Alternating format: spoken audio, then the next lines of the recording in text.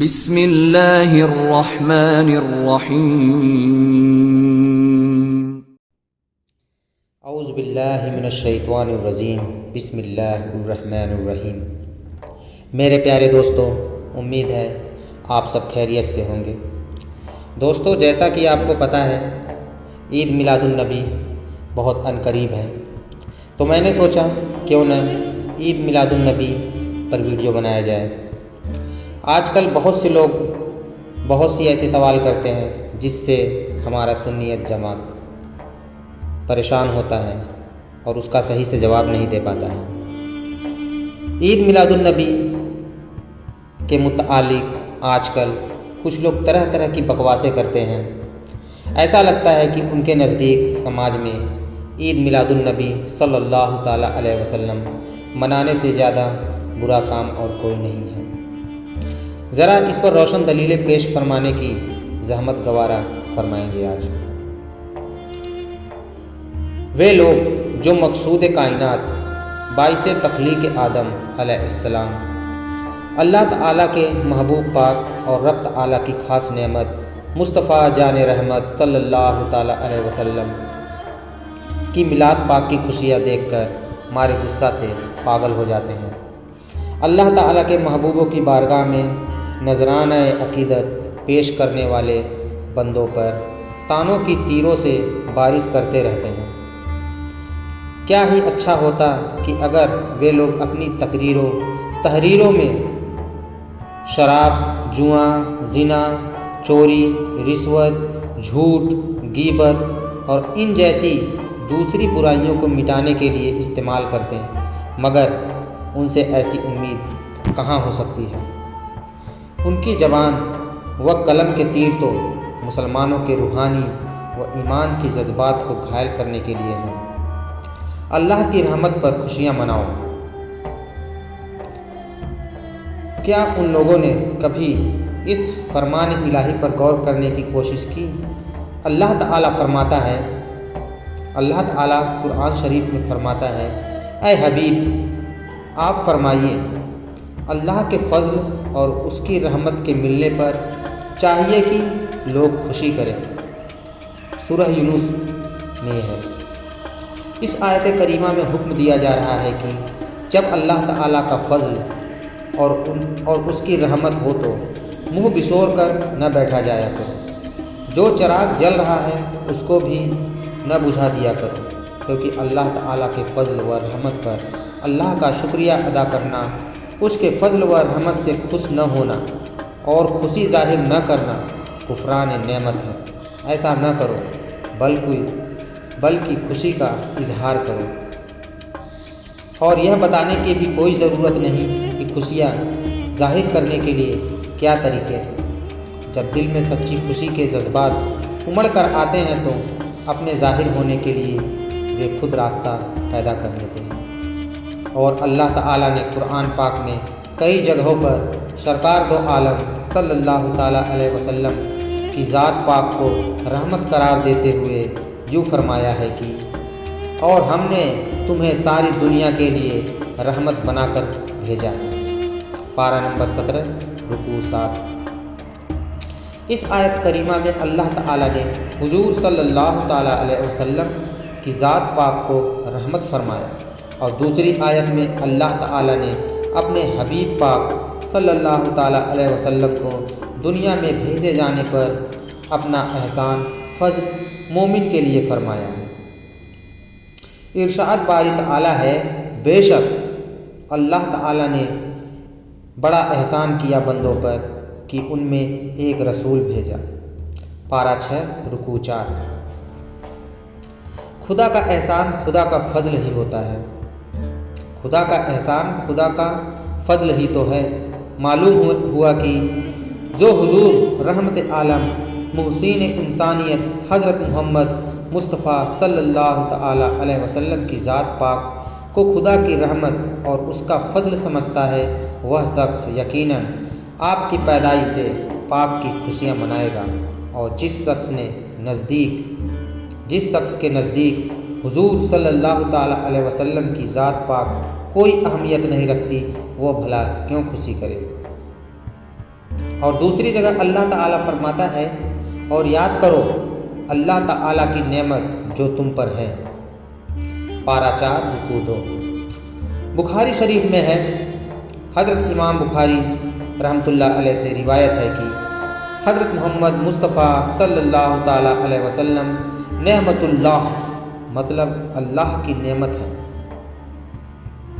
معلوم ہوا کہ جب حضور صلی اللہ تعالیٰ علیہ وسلم نعمت اللہ ہیں، اس حدیث شریف کے مطابق حضور رحمت عالم صلی اللہ تعالیٰ علیہ وسلم کا چرچا خوب کرنا چاہیے، کیونکہ آپ خود بھی اللہ تعالیٰ کی نعمت ہیں اور دنیا کی نعمتوں کی نعمت ہیں۔ بے شک آپ ہی نے نعمتوں کو نعمت بنایا۔ اگر آپ اللہ کی نعمتوں سے فائدہ اٹھانے کا سلیقہ نہ بتاتے تو ہم نعمتوں کے ہوتے ہوئے بھی نعمتوں سے فائدے اٹھانے میں محروم رہتے۔ غلط طریقے سے استعمال کرنے سے نعمتیں زحمتیں بن جاتی ہیں۔ آپ کا ذکر پاک خدا کو محبوب و مقبول اور مطلوب ہے۔ اب یہ چرچا چاہے جلوس عید میلاد النبی کی شکل میں ہو یا محفل میلاد النبی کی صورت میں ہو یا صلاۃ و سلام کے روپ میں ہو اور یا نعت خوانی کی خاص محفل کی شکل میں ہو، یہ سب ذکر مصطفیٰ صلی اللہ تعالیٰ علیہ وسلم ہی ہے اور قرآن پاک کے ارشادات پر عمل ہے۔ اللہ تعالیٰ قرآن شریف میں ارشاد فرماتا ہے، بے شک تمہارے پاس تشریف لائے تم میں سے وہ رسول جن پر تمہارا مشقت میں پڑنا گیرا ہے، تمہاری بھلائی کے نہایت چاہنے والے، مسلمانوں پر کمال مہربان۔ پارہ 11 سورہ توبہ۔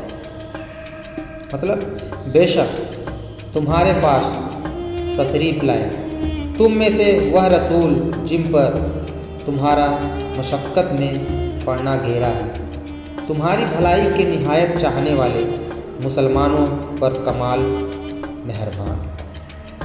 اس آیت مبارک میں اللہ تعالیٰ نے اپنے محبوب پاک صلی اللہ تعالیٰ علیہ وسلم کی تشریف آوری، نسب پیڑھی، شریف اخلاق مبارکہ کا بیان فرمایا اور محفل میلاد شریف میں یہی باتیں بیان کی جاتی ہیں۔ بے شک معلوم ہوا میلاد شریف پڑھنا اللہ تعالیٰ کی سنت ہے۔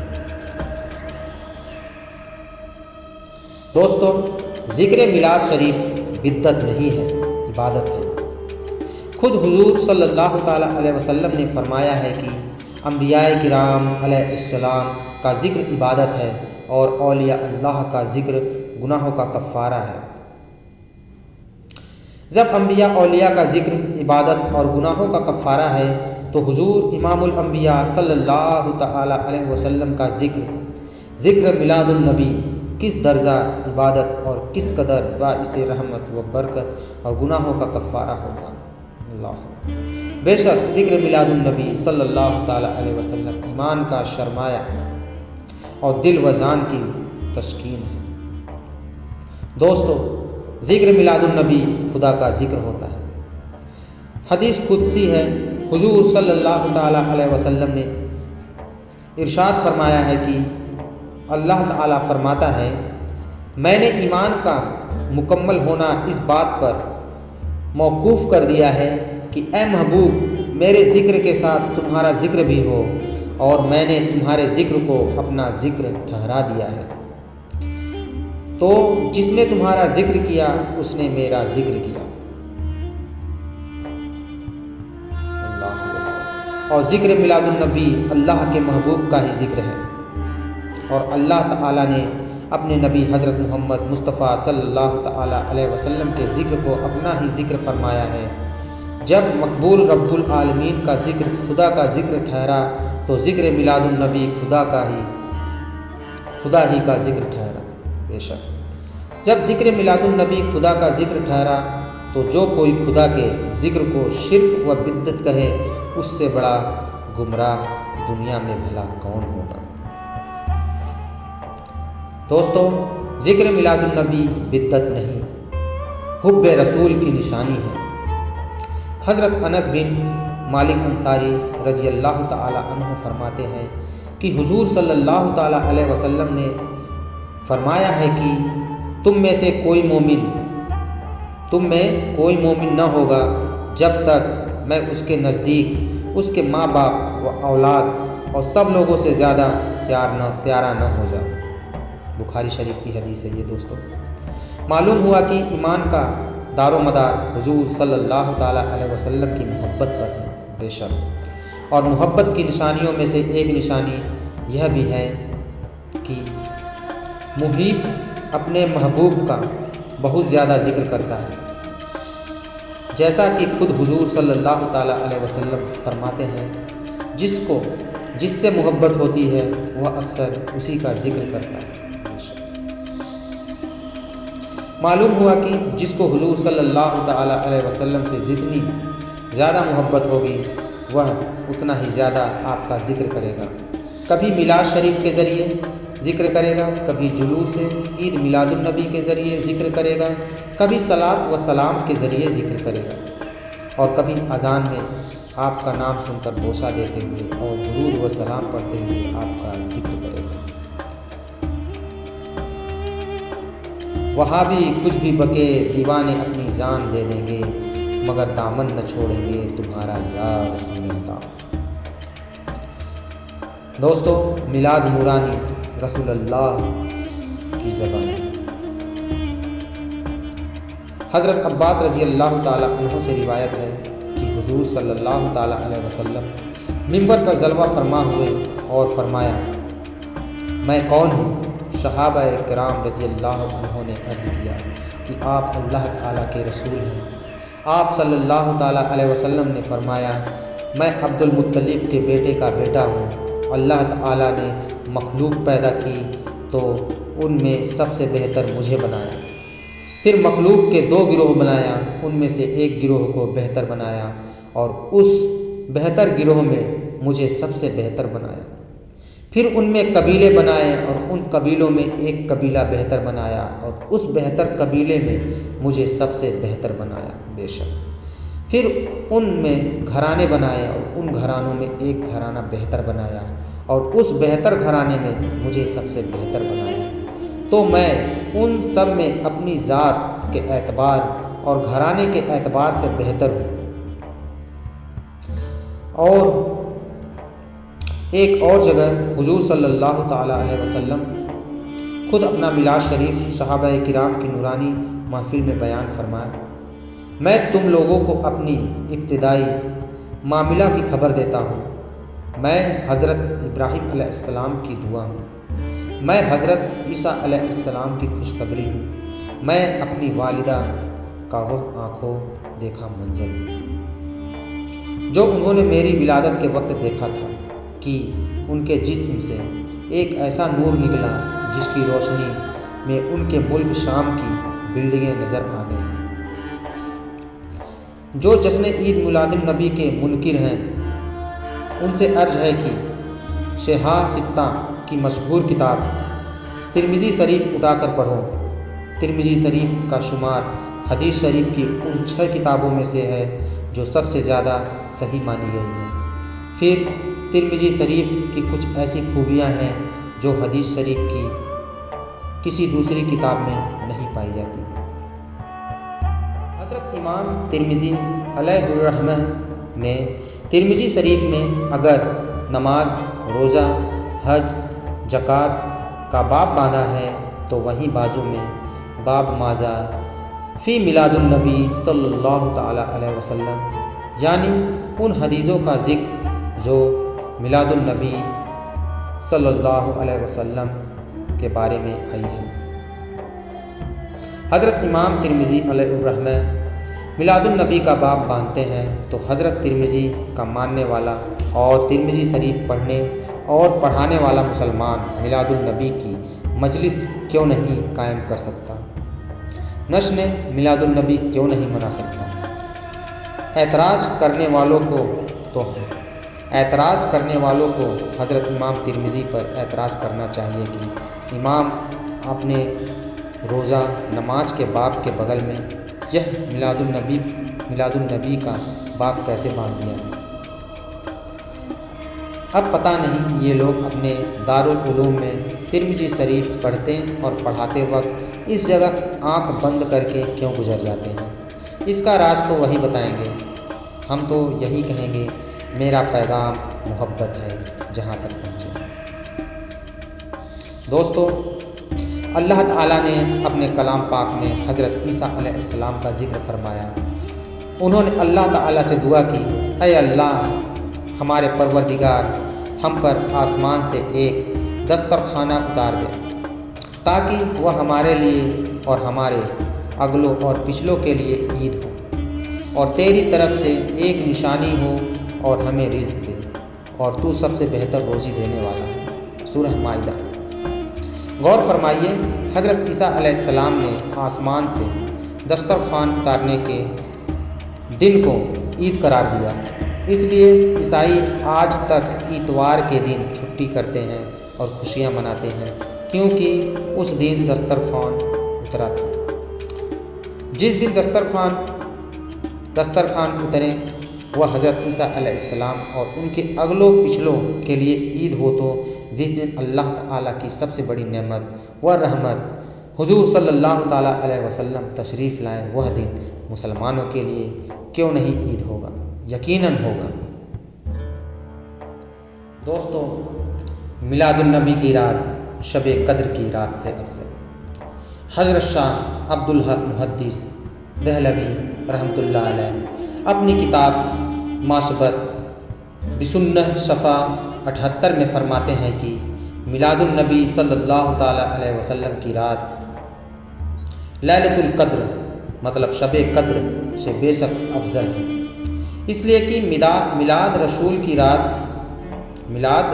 کی رات خود مقصود کائنات حضرت محمد مصطفیٰ صلی اللہ تعالیٰ علیہ وسلم کے ظہور کی رات ہے، اور شب قدر حضور کو عطا کی گئی ہے، اور ظاہر ہے کہ جس رات کو جاتے پاک سے فضیلت ملی وہ اس رات سے افضل ضرور ہوگی، جو حضور کو دیے جانے کی وجہ سے بزرگی والی ہے۔ شب قدر فرشتوں کے نازل ہونے کی وجہ سے عظمت والی ہوئی، اور شب میلاد خود بخود حضور صلی اللہ تعالیٰ علیہ وسلم کی تشریف آوری سے عظمت والی ہوئی، اور اس لیے بھی کہ شب قدر میں حضور صلی اللہ تعالیٰ علیہ وسلم کی امت پر فضل و احسان ہے، اور شب میلاد میں تمام مخلوقات سارے موجودات پر فضل و احسان ہوا ہے، کیونکہ حضور صلی اللہ تعالیٰ علیہ وسلم رحمت للعالمین ہے، جن کی وجہ سے اللہ تعالیٰ کی تمام نعمتیں ساری مخلوقات پر عام ہو گئی ہیں۔ دوستو، ماہ ربیع الاول شریف تمام مہینوں سے افضل ہے۔ ربیع الاول شریف کی بہت بڑی فضیلت ہے۔ علماء اکرام نے اس کا خلاصہ فرمایا ہے کہ ماہ ربیع الاول کا مرتبہ باقی تمام مہینوں سے بلند ہے، یہاں تک کہ رمضان المبارک کی شان بھی اس مہینہ کی شان سے کم ہے۔ وجہ یہ ہے کہ رمضان المبارک میں قرآن پاک اترا، اور ربیع الاول شریف میں قرآن والا تشریف لایا۔ بے شک ہماری حقیقی عید تو اسی مہینے میں ہے، کیونکہ اس مہینے میں اللہ تعالیٰ نے اگر اپنا پیارا محبوب صلی اللہ تعالیٰ علیہ وسلم ہمیں عطا نہ فرماتے تو رمضان، قرآن، ایمان، یہاں تک کہ خود رحمان بھی ہمیں نہ ملتا۔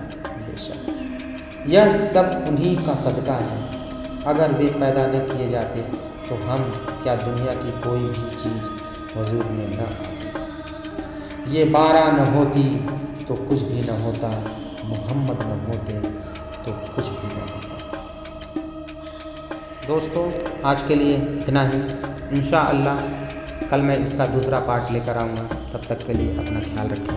اللہ حافظ، اور پلیز میرے چینل کو سبسکرائب اور شیئر کرنا نہ بھولیں۔ اللہ حافظ۔